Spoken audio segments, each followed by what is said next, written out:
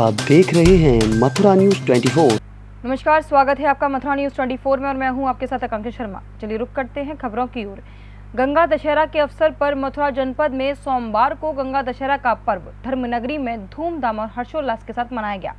इस मौके पर जहां धर्म प्रेमी जनता के द्वारा मां गंगा के अवतरण दिवस को पूजन कर मनाया गया, तो वहीं युवाओं और बच्चों ने छतों पर पहुंचकर पतंग उड़ाई। गंगा दशहरा के अवसर पर धर्मनगरी में उड़ाई जा रही पतंगों के चलते आसमान पूरी तरह से रंग बिरंगी पतंगों से भर गया। लॉकडाउन में पतंग मिल नहीं रही है, घर में पतंग बनाई है, आज दशहरा है इसीलिए लास्ट पतंग बची है, इसको उड़ाए। तो क्या कहना चाहेंगे आप? बस बहुत मज़ा आ रहा है पतंग उड़ाने।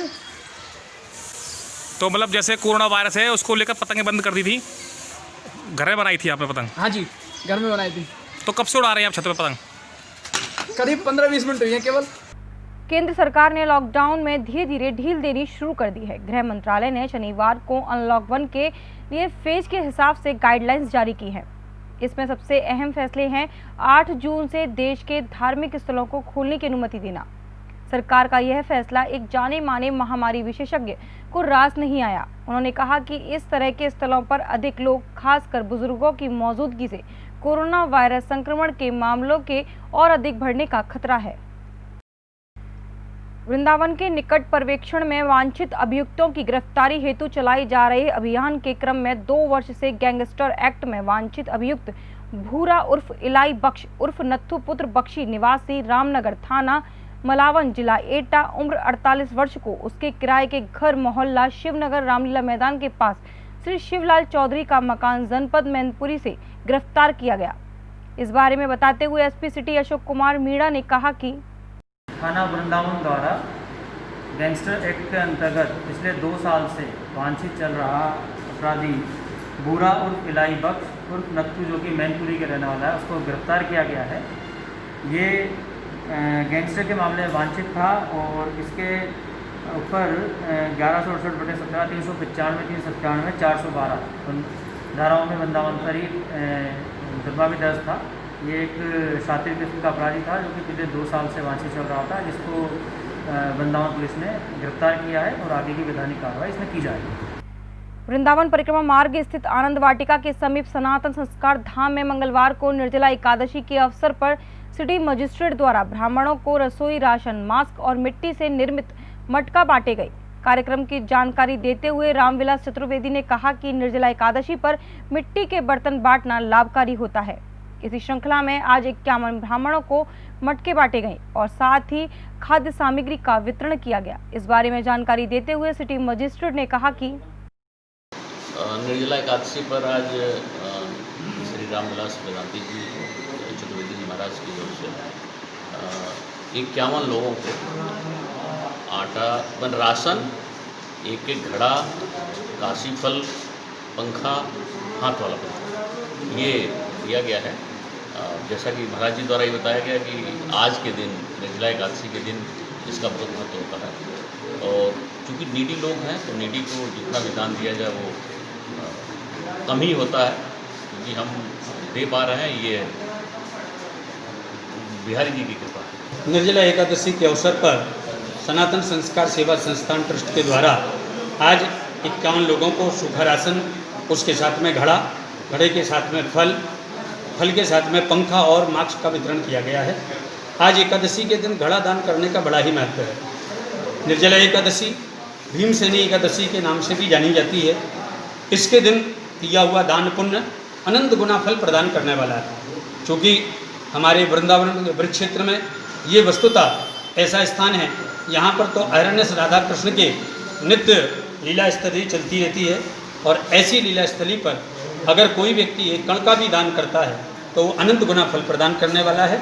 इसलिए ये भीमसेनी एकादशी पर, निर्जला एकादशी के अवसर पर इस कार्य को किया गया, जिसमें हमारे यशस्वी मथुरा के सिटी मजिस्ट्रेट साहब श्री मनोज सिंह जी ने अपने कर कमलों के द्वारा प्रदान किया है।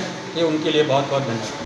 पुलिस ने झांसी के मऊरानीपुर में 27 मई को रोनू तिवारी की हत्या का खुलासा किया है। सोमवार को पुलिस ने मामले का खुलासा करते हुए बताया कि 4 लोगों ने रोनू तिवारी की हत्या की थी, जिसमें पुलिस ने चारों आरोपियों को गिरफ्तार कर लिया है।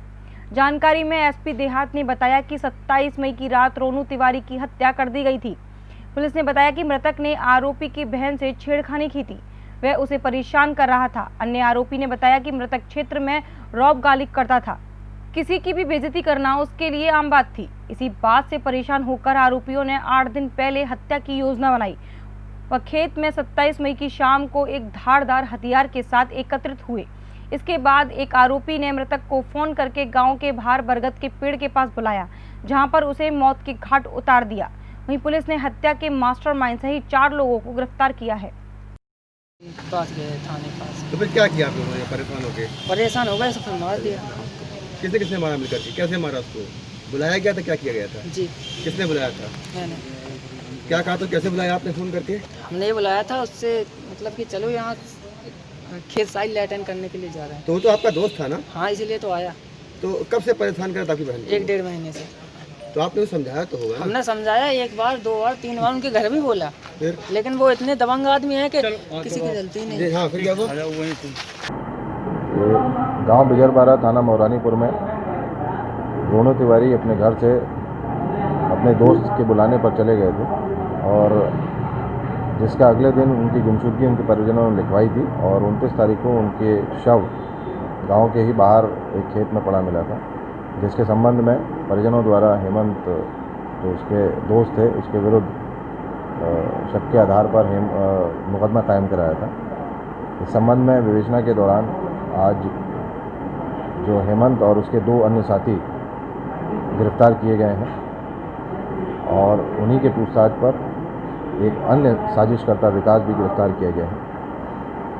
इन लोगों से पूछताछ पर यह पता चला है कि इन सभी लोगों ने साजिश करके रोनू तिवारी की हत्या की थी और जिसके पीछे जो मोटिव था वो ये था कि हेमंत को ये शक था कि रोनू उसकी बहन पर बुरी नज़र रखता है और इस वजह से वो रंजिश रखने लगा और इसी कारण उसने अपने साथियों के साथ मिलकर उसकी हत्या की। इसमें एक अन्य व्यक्ति विकास, उसके संबंध में ये प्रकाश में आया है कि बीच बीच में कुछ दिन पूर्व भी रोनू द्वारा उसको अपमानित किया गया था, बेइज्जत किया गया था, उसकी पिटाई भी की गई थी। इसी वजह से उसने हेमंत के साथ में मिलकर इस साजिश को अंजाम दिया और सभी लोगों ने इस पूरे घटना का तारीफ करने में सहयोग किया। सर, इन्होंने क्या बुलाया था उस समय कि पार्टी की थी कि सीधा अटैक करा? जैसा पूछताछ पता चला है कि रोनू तिवारी को हेमंत ने फ़ोन करके बुलाया था और संभवतः पार्टी का ही लालच दिया होगा और जब मोटरसाइकिल से वो आ गए तो गांव के बाहर ही एक खेत में अचानक उस पर पीछे से बका द्वारा हमला किया गया और मौके पर ही उसकी हत्या कर दी। ये पुलिस अपराधी है मानने वाले या नया अपराध किया जाए? अभी इस विषय में इनका कोई क्रिमिनल रिकॉर्ड आज की तारीख में हमारे पास नहीं मिला है और उनके आपराधिक इतिहास के बारे में विवेचना की जा रही है। अभी तक के लिए सिर्फ इतना ही। मुझे दीजिए इजाजत, फिर मिलेंगे।